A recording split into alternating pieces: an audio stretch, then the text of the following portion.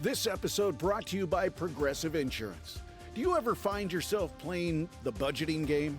Shifting a little money here, a little there, and hoping it all works out? Well, with the Name Your Price tool from Progressive, you can get a better budgeter and potentially lower your insurance bill too. You tell Progressive what you want to pay for car insurance, and they'll help find you options within your budget. Try it today at Progressive.com. Progressive Casualty Insurance Company and Affiliates. Price and coverage match limited by state law. Not available in all states.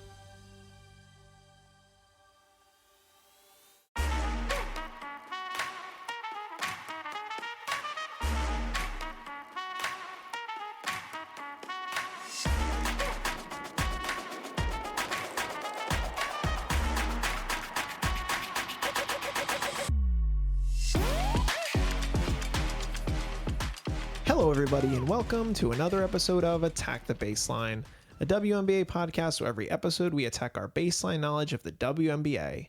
Today, we're continuing our team composition series, looking at the Dallas Wings, our third team. If you haven't had a chance to check out our episodes that we did on the Valkyries and the LA Sparks, I encourage you to go back and check. We're planning to upload every other day as we approach the 2025 WNBA series with much excitement. I'm your host, John, joined as always by my co-host, Kristen. And before we get into all of the Dallas Wings goodness, Kristen, how are you? I'm good, John, mostly. I'm okay. I don't know what you're going to say here. I love being here. I love talking about all of this. It gives me life as I'm stressed at work. But it's also the springtime. My eyes, I want to rip them out. They're very itchy, but I cannot itch them. I am always sneezing. That part of me is miserable. Oh. But I'm mostly good. If you would like to reach out and let us know how your allergies are doing or how you feel about any of the teams that we've talked about so far or will be talking about in the future, you can do so at our email, attackthebaseline@gmail.com, or you can connect with us on Bluesky or Instagram at ATBPod. So, the Dallas Wings have had a significant offseason, to say the least. Mm-hmm. As always, we'll start at the top. Departures, a number of players, very significant, have left the Dallas Wings organization. Natasha Howard is gone. Satu Sabali is gone. Kalani Brown, leaving. Stephanie Soares, gone. JC Sheldon, Jaylen Brown, and Sev Uzin, gone. From Dallas. Yeah, 7 of 12. Yes. 6 of those players were very, very significant for this team last year. And of course, they ended up with a record of 9-31, so they weren't particularly great at what they did, but now they have new opportunities with other teams. So let's look at the arrivals. Mm-hmm. In free agency, they signed Maisha Hines-Allen. Through trade, they acquired DiJonai Carrington, Ty Harris, and Nalissa Smith. And as of right now, they currently have 6 training camp roster contracts for players competing to make the team, with some of these other players that are sticking around / some of their draft picks, which there were many of. On draft night last week, they selected 5 times. With the first overall pick, they took Paige Bueckers from UConn. With the 12th overall pick, they selected Isaiah James. With the 14th overall pick, they selected Madison Scott. At 27, they selected J.J. Quinterly. And at 31, they selected Aronette Vonleh, sister, I believe, of Noah Vonleh from the NBA. So, a lot of change in Dallas. A lot. Where do we start with the Dallas Wings? Well, let's just start with Paige. Great place to start. Everyone wants to hear it. Correct. Obviously, Paige will be the starting point guard. Correct. Taking over JC Sheldon, who was traded to the Sun. I, at first, was very hesitant about Paige working with Arike. Mm-hmm. Because we all know how Arike can be she loves to shoot. Ball dominant guard, Arike Ogunbowale. Sure. Yes. And sometimes she has incredible nights and sometimes not so great. But Arike demands the ball. Sure. But I don't think that's to say that she can never share it. No. I think in previous years that, we've seen footage of Arike and how else she's played, she hasn't always played with other good guards. Right. So she takes it upon herself. And that's fine. Yeah. Look, Arike was the MVP of the past 2 All-Star games. That's something. It's something. As much credit as you can put into an All-Star game. But as we've seen, as we witnessed in our first year following the W, the players play a lot tougher in the WNBA All-Star game than in the NBA All-Star game. That's for sure. And it was a division between, the Olympic team and the rest of the WNBA All-Stars. And Arike was not on the Olympic team, yet she was the one winning the MVP of that night. So, but I literally had a dream the other night. Oh. And I awoke and I just had this revelation of, wow, I think Paige and Arike are gonna play really well together, actually. So that was my revelation. And I do still kind of believe that. I think the way Paige played in these NCAA championship games, I always say championship games. Yeah. In the tournament games. Uh-huh. Paige is not the primary shooter. She wasn't. No. And that's, she can be in certain situations. There was 2 games of the tournament when Paige had the most points. Yeah. But the other games, she spread out the ball. Yep. And she's very comfortable doing that. She's very good at assisting and facilitating.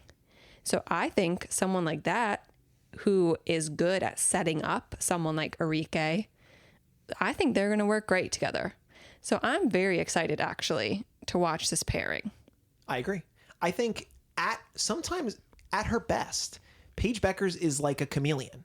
She just disappears into the background, which sometimes people use, in a derogatory sense, oh, you're not even in the picture, you're not, contributing anything at all. But it's the fact that she can be behind the scenes like a puppet master, dishing the ball, making all the right reads, all the right decisions, not making a mistake. Sometimes when you make a mistake, that makes you overly visible and that makes you a player that gets attacked. She doesn't get attacked. She can play defense. When it's her time and they call her number, she takes a confident step back 3 and she nails it. And then she goes back to being a chameleon and blending into the background. She does not need to be this player that is the center of attention.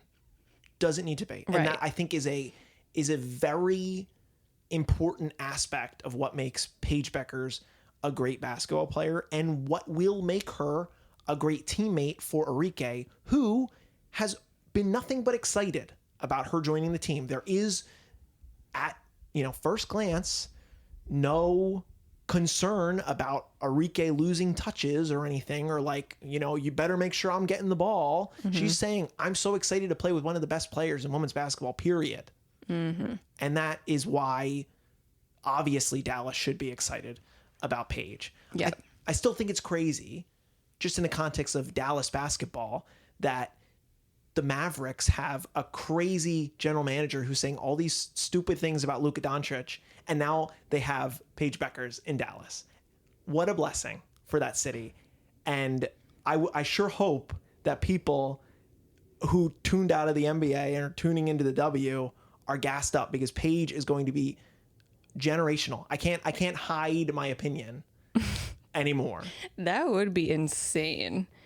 For all those NBA fans who are pissed now at the Mavericks. Oh, they know that they have Paige. They Right. know. Even if they're casuals, they know. So now they just go to W games instead. As they should. Do they also own The Wings? I don't Is it know. the same I don't know owners? the ownership group. We don't know. There are still a lot of problems with Dallas, but they're building a new practice facility. Hopefully, that's good for that squad.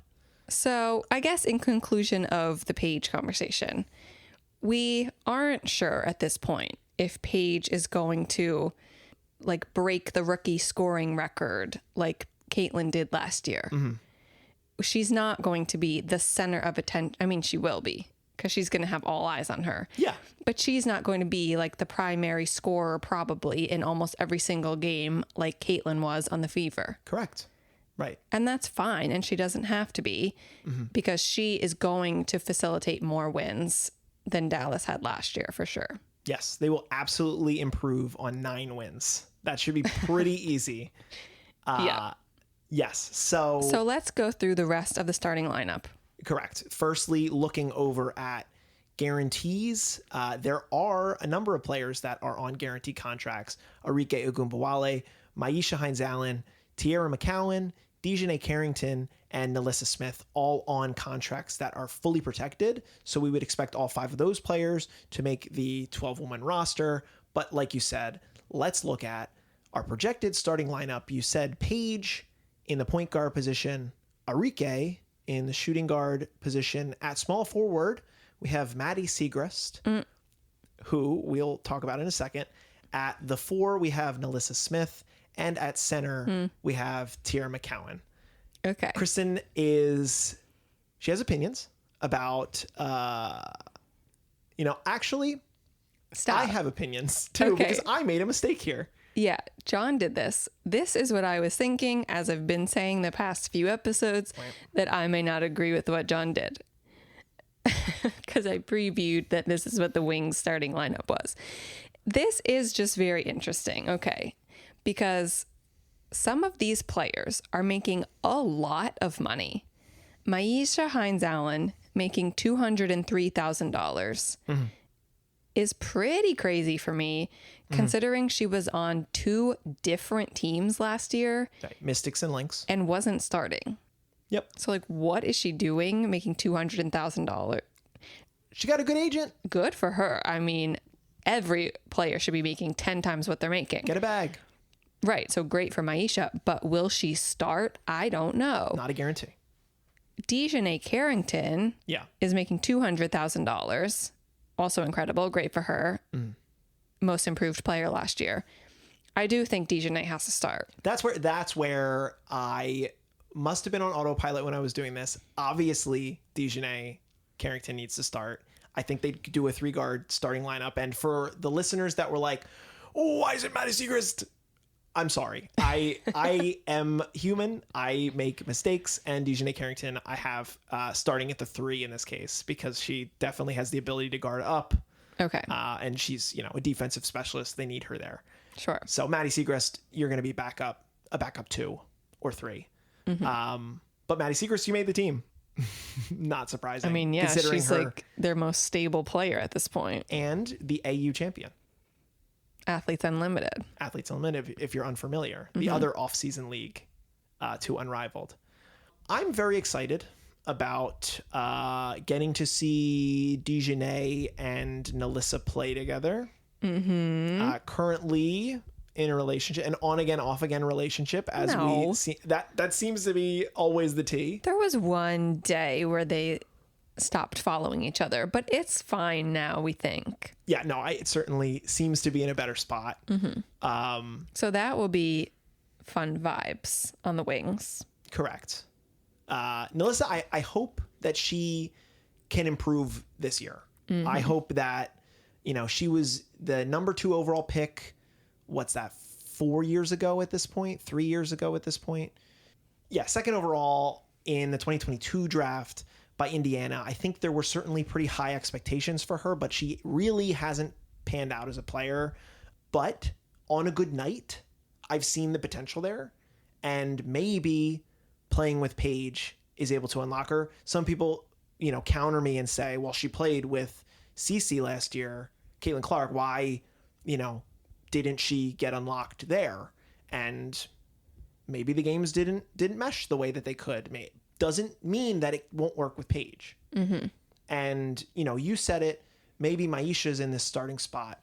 But if Nalissa does get the starting nod, she's going to be asked to provide strong size and score in the paint. Because Tierra McCowan, I'll say, is a player that I, don't have really high opinions on. She's a very tall and capable rim defender, but I don't think she gives you a ton of offensive juice. Mm-hmm. I know she can score on a given night, but she's certainly not going to be expected to do that. Sometimes she has defensive lapses, so I'm not feeling great off the bat about the defense being super, but it's going to be better than last year, which they were not particularly good at, similar to what we said about the LA Sparks. Mm-hmm. Yeah, I do tend to agree with Tierra McCowan, and it doesn't help losing Natasha Howard, who was your other just solid big, or Kalani Brown. But Natasha Howard and Kalani Brown. Yeah, both of them. Both of them were very good. So they definitely shrunk in terms of size. Yeah, right. But we're expecting them to play a 3-guard starting lineup, mm-hmm. Basically pure guard starting lineup. DiJonai, like I said, is a very capable defender and can guard 1, 2, 3, 4 in my mind in certain cases. But if she's guarding teams that are really big, like if she's expected to guard against your Sparkses of the world, and she's dealing with Rakia Jackson and Cam and De'Erica Hamby, obviously those aren't all on her, but she could have her hands full some nights. Mm-hmm. Obviously Paige is a plus defender, but Arike, certainly not. Nalissa, not assumed to be, and Tierra McCowan, not assumed to be. So it's really you're looking at 2 quality defenders and then question marks at the 3 other positions. So I think defense is something that they'll need to work on under head coach Chris Koklanes in his first Chris Koklanis. I thought it was Koklanes. It's not Koklanes. It's Koklanis. I learned that draft night. Important. Get that. Internalize that. New head coach. Another one of the new head coaches. And GM, Kurt Miller. Shout out Kurt. Moving from the Sparks to the Wings. He's thrilled to be working with Paige. As he should be. It's actually so cute. Mm-hmm. If you watch his reaction video when the Wings were pulled to get the first overall pick in the lottery, he was screaming and jumping around and dancing because immediately oh, we get Paige. Oh yeah. So that's very cute, and I love this for them. Yeah, very cute. For Kurt, especially. Very cute that Kurt spent his year in LA doing exactly what was asked and tanking to get the worst record in the league. He did it. Hired by Dallas, gets the first overall pick. Justice for Kurt. Justice for Kurt. Very happy for you, Kurt. Mm-hmm. Let's talk about the rest of this roster. We've already mentioned some other players. Ty Harris, we have making the squad. DiJonai Carrington, Maddie Siegrist. Kiki Herbert-Harrigan, we're giving a nod here. Maybe, may or not. I have her highlighted in yellow. Wouldn't be surprised if she didn't make the cut. Isaiah James, the end of the first round pick that they selected out of North Carolina State, I have making the team, obviously. Madison Scott, another one of their draft picks at 14. I would expect her to add a little 3-4 juice to the squad.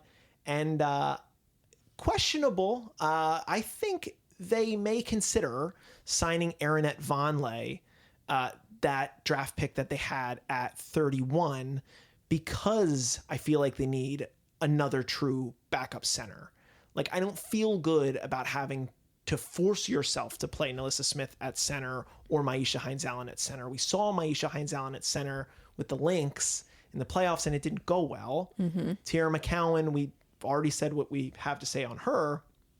Maybe Vonleh is, a high-energy rook that plays hard. We're going to have to see come training camp time. But I think there's an off chance that the 3rd round pick makes the team, considering the current composition. Mm-hmm. Yeah, I think of any picks in the draft, these 2 and 3 picks by the Wings were the most questionable to us because it was so clear that they needed more height. but they didn't go that direction in this draft. They did not. Well, yeah, Madison Scott's a little bit bigger, but she's not a big. Right. Like there were options there to pick bigger players and they didn't do that.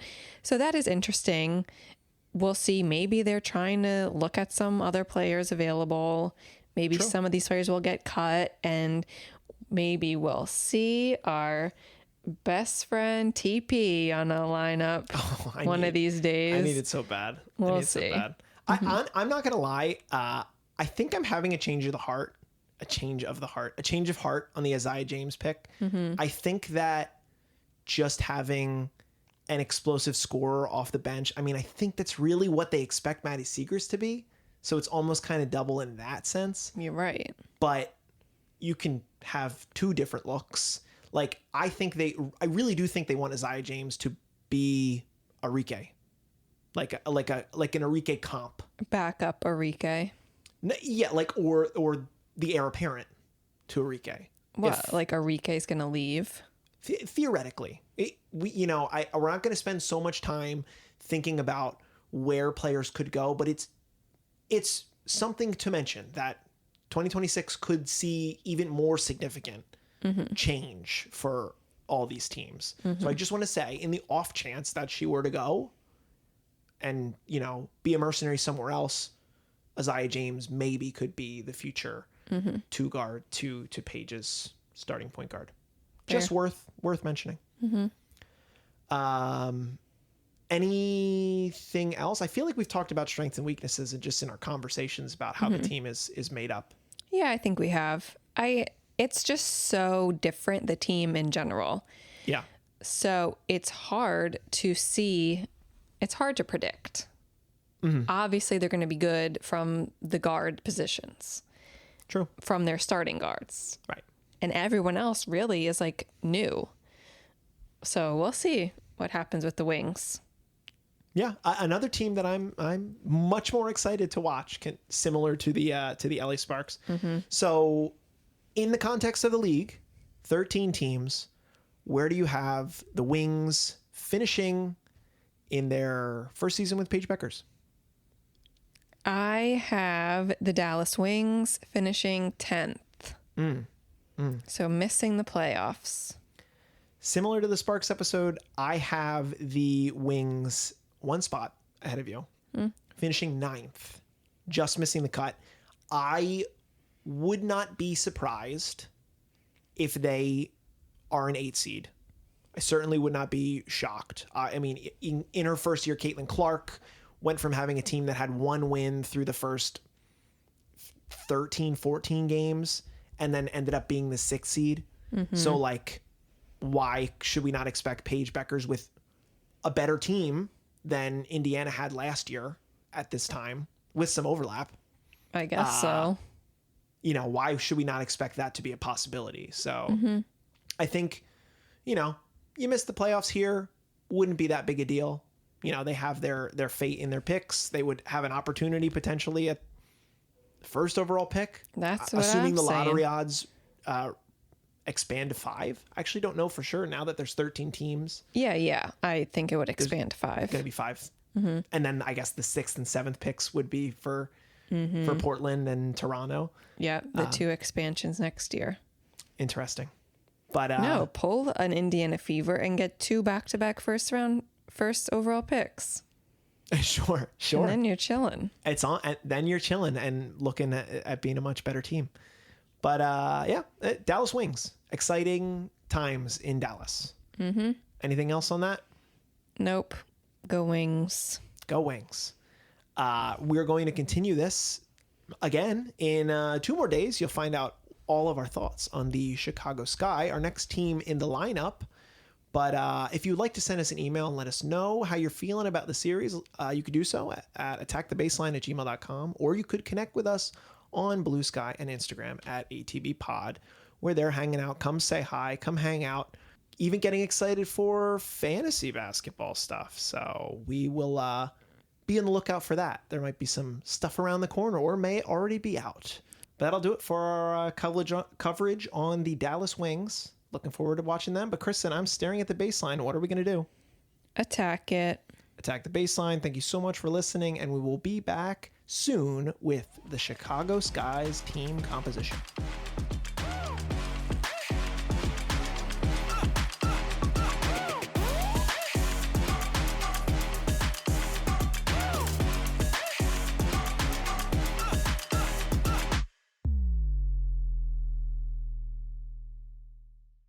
Think about how much time you spend at home. Does your home really make you feel great? If not, it's time to change it. Now picture yourself coming home, seeing beautiful new furniture from Jordan's. Eating out or a vacation, those things just come and go. But walking into your room and loving what you see, you'll enjoy that every day.